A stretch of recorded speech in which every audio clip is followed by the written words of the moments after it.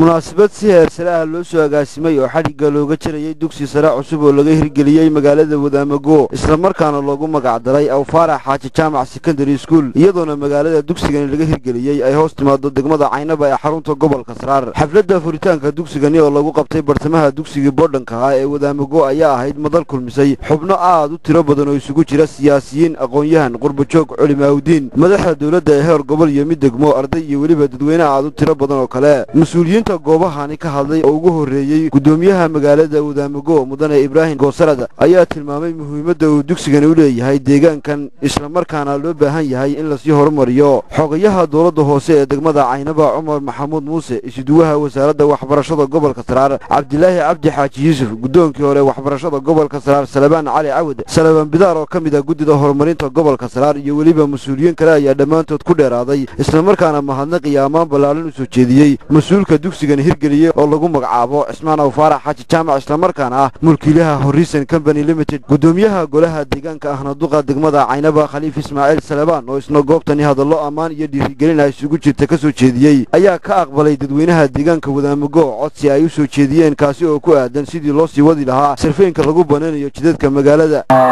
waxaan mar kale aad ugu xumaleynayaa horta codsiga naga codsateen dawladda hoose wadi ka aqbalay mashruuceena hagaajinta wadooyinka dib aynu bilaabeyna haddii lahayd ma dhaqso waxaan kaloo iyana maanta halkan iyana fariin kale u marinayaa waxaan leeyahay Caynaba waxaa laga dhisay dugsi sare muddo soconayay adigu 2 sano baa ka baxay oogna waa la mid hadda waxaad moodaysaa inay soo gamashiyeen dadkii qaadaanka horuu jiray iyagana waxaan leeyahay reer Wadaamago say wuxuu wadaan fudayda Ismaan Awfaarax Xaaji Jaamac mulkiilaha kambaniga Horizon ahna qurbo-joogga deegaankan isla markaana hirgeliyay dugsigani sare ayaa ugu horreynba ka dhawaajiyay inuu dhammaystirayo inta hadhay dugsigani isla markaana wuxuu intaasi ku daray mas'uulkani in loo baahan yahay sidii qurbo-joogga deegaankani iyo weliba dadkoodu gacmaha isu qabsan lahaayeen tartanna ula geli lahaayeen magaalooyinka kale ee gobolka Saraar waxaan kaloo salaamayaa madaxda faraha badan ee uu hogaaminayo wakiilka madaxweynaha Soomaaliland oo halkan isagu fadhiya isla markaana ahina walasaabka gobolka Saraar Caynaba jaarbaatihi waana magaalo madaxdiini waa istaageersan kartaan xiina ku xidhaan darihiina yuhuud bay ahayd oo nabi Muuse ilaahay u soo diray dadna cuntada oo bisil baa samada looga soo dejiyay wardantiinu yaanay ku xidhnaanin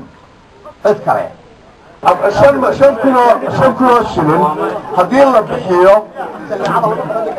afar boqol oo qoysoo deganayna Wadaamago waa 2 milyan oo shilin ayuu noqonayaa bishii haddii la bixiyo sanadkii waa 24 milyan weeya gudoomiyaha gobolka Saraar Ibrahim Xaaji Xasan Cali ayaa gabagabadii munaasabadani albaabada u soo laabay halkaasina ka soo jeediyay hadallo dhinacyo badan taabanaya oo ay ka mid yihiin inay lagama maarmaan tahay sidii ay ciyaartoyda gobolkan uga qayb geli lahaayeen koobka gobolada dalka sidii ay dadka ku dhaqan deegaamada gobolka Saraar xaqooda ugu heli lahaayeen isla markaana aan lagu xidhi karin gobol kale sidoo kale gudoomiyaha gobolka Saraar waxa uu ku dheeraaday inay ka maamul ahaan ugu baaqayaan dhammaanba dadka ku dhaqan gobolka Saraar ee jooga gudaha iyo dibadda inay isugu doonaan dabayaqada sanadkan shir balaaran oo looga hadli doono ayaha iyo horumarka gobolka Saraar waxaan uga gudbayaa Wadaamago insha Allah way koraysaa magaalo weyn bay noqon doontaa iskuulka Wadaamago waxaan ballan qaadayaa qaybta ballan qaaday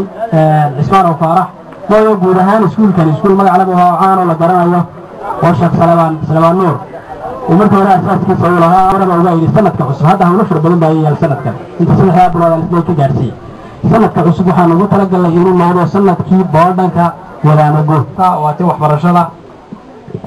wasaaradda runtii si fiican bay wasaaraddu noloha u gashay kaliya xogay cumuq waxay ka jirtaa iskoolashiga deeqa waxbarashada la helo weli gobolku wax firsada lagama siinin idina aad ogaataan oo hawlgalka aanu ku jiro in deeqa waxbarasho ee qaranku uu helayo oo dadkan inay wax ku leeyihiin oo qayb ka yihiin waxa weeye tartanka halkii hesha ee iyagu xagga waxqabadka dawladda waxa weliba la socon rabo inuu ku celinaya dawladdan fahma waxqabadka qofka wax qabsanaya wax la qabsanaysa runtii ma qaylin gobol ahaan inagu maynu qaylin fadaxad maynaan samayn wasaaradda maynu caybeen dhibaato kale maynu samayn gobollo fara badan baa hawlaha galay waan ka qayb gelinin Caynaba ahaan waxaan nidhi yani gobolka Saraar isagaa u xaq leh xubinta dhiman yani tiimka dhiman waa kii ay Caynaba iska lahayd ama gobolka Saraar uu lahaa weeye tiimka dhiman runtii guddiga marka arrinkan loo xil saaray waa sabooreen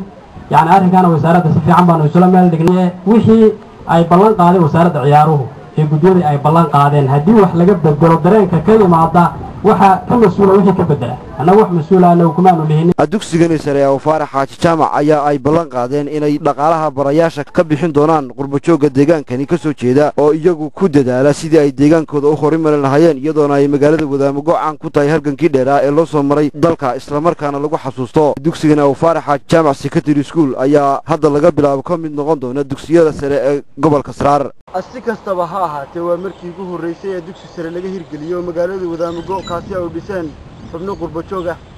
sidoo kale mas'uuliyiinta goobtani ka hadlay isla markaana madashani ka soo qayb galaya hadalladoodu waxay isku soo biyashubanayeen sidii qurbajooga gobolka Saraar